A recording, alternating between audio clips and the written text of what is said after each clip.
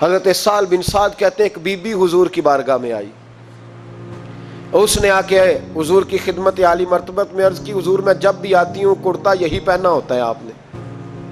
یا رسول اللہ صلی اللہ علیہ وسلم، اور اس کو تو اتنے پیوند لگے ہیں کہ گنے نہیں جاتے، تو حضور اگر اجازت دے تو ایک کرتا نہ بنوا لوں آپ کے لیے؟ تو حضور نے فرمایا بنوا لے۔ وہ بی بی کرتا بنوا کے لائی، اس نے بڑی محبت سے بنایا۔ اس زمانے میں جو کوئی نقش و نگار ہوتے تھے اس نے سجائے اپنے انداز میں، اب اس نے پیار سے بنایا، محبت سے بنایا، یہ بھی باتیں صحیح ہیں، پر اصل جملہ جس سے مزہ آئے گا وہ یہ ہے، وہ آندھی ہے میں بڑی ریج نہ بنایا، میں بڑی،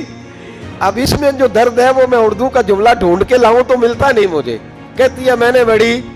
میں ریج نہ بنایا، تو محبوب پاک کی بارگاہ میں لا کے تھال میں پیش کیا، حضور کی بارگاہ میں تھال میں، پاک نے فرمایا تو کسی سے طلب نہ کر، لیکن اگر کوئی تیری طرف تحفہ بڑھائے تو اسے قبول کر، محبت میں اضافہ ہوگا۔ جب حضور قبول کرتے ہیں جو کائنات کو بانٹتے ہیں، تو پھر تو دوسرے پہ کیسے پابندی لگا سکتا ہے؟ میرے رسول کریم علیہ السلام کو اس نے پیش کیا، کہا حضور قبول کر لیں، حضور نے قبول کیا۔ اب حضور اس کا چہرہ دیکھنے لگے، مسکرا کے فرمایا تیرا دل کرتا ہوگا میں پہن کے بھی دکھاؤں، بے خبر ہو جو غلاموں سے وہ آقا کیا ہے، تیرا دل کر رہا ہوگا پہن کے دکھاؤں، تو کہا حضور دل یہی کرتا ہے، میں ٹھہر میں پہن کے آیا، قربان جائیں کیا اندازے۔ اچھا یہ سب کا نصیب بھی نہیں، یہ تبرک لینا، برکت لینا، لے کے آنا، یہ سب کا نصیب یہ کریم علیہ السلام نے کہا تو ٹھہر میں پہن کے آیا، حضور اندر تشریف لے گئے، تھوڑی دیر کے بعد پہن کے آئے۔ اس خاتون کو اتنی خوشی ہوئی کہ اس کی آنکھوں میں آنسو ہی آ گئے، کہنے لگی دیکھو میرا نصیب میں بنا کے لائی ہوں، مصطفیٰ نے قبول فرمایا ہے، بڑی راضی ہوئی، چلی گئی۔ حضرت سال بن سعد کہتے ہیں قریب ایک صحابی کھڑے تھے، اور شارحین نے لکھا ہے معمولی آدمی نہیں، حضرت عبد الرحمن ابن عوف تھے، صحابہ میں سب سے امیر آدمی، اللہ اکبر، ذرا لطف دیکھیے گا۔ کہتے ہیں وہ قریب کھڑے تھے، جب حضور نے پہنا نا تو تعریفیں کرنے لگے، کہنے لگے سونیا کمال ہی ہو گئی ہے، محبوب کیا بات ہے، حضور اس کے بنانے کی محبت کی بھی کیا ہی بات ہے، پر جو اللہ نے رنگ روپ آپ کو عطا فرمایا اس کی بھی کیا ہی بات ہے،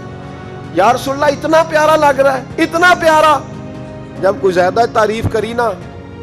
تو تعریف کرنے والوں کی بھی اپنی اپنی نیتیں ہوتی ہے نا،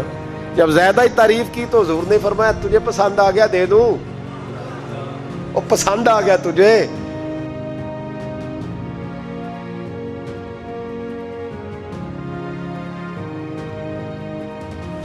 تو کہا پسند آ گیا ہے یا رسول اللہ بڑا، تو فرمایا چاہیے، کہا حضور مہربانی ہو جائے تو کیا ہی بات ہے۔ سرکار اندر گئے، وہ پرانا کرتا دوبارہ پہنا، اور میرے رسول پاک علیہ السلام نے اس کرتے کو اتارا، بخاری پڑھ رہا ہوں، اور نبی پاک نے لا کے دیا، فرمایا چل یار وہ بھی راضی ہو گئی یا تو بھی راضی ہو جا، چل دونوں ہی راضی ہو جائیں، وہ بھی راضی ہو کے گئی تو بھی راضی ہو کے جا۔ اس کو دیا، حضور چلے گئے، صحابہ بعد میں اس صحابی کے پیچھے کہنے لگے یار تو تگڑا بندہ ہے، تجھے ضرورت ہی نہیں تھی، اور حضور علیہ السلام نے بڑی مشکل سے قبول کیا۔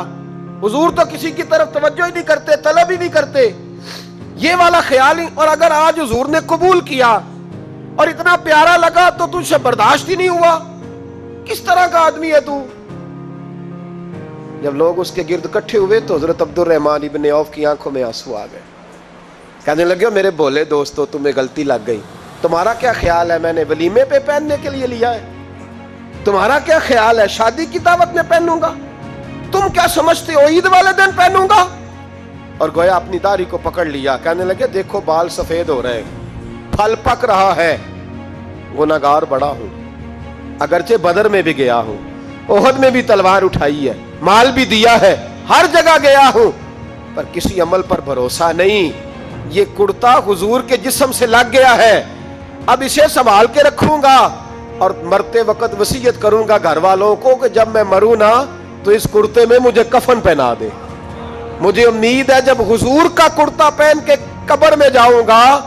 تو رب کے فرشتے مجھ پر عذاب نہیں دیں گے بلکہ بغیر حساب کتاب جنت عطا فرما دیں گے۔ حضرت یوسف کا کرتا تو شفا دیتا ہے نا، اور میرے محبوب کا کرتا دوزخ سے بچا کے جنت عطا کرتا ہے۔ یہ صحابہ کا عقیدہ ہے، جس کو جو ملا ان سے ملا، بٹتی ہے کونین میں نعمت رسول اللہ کی.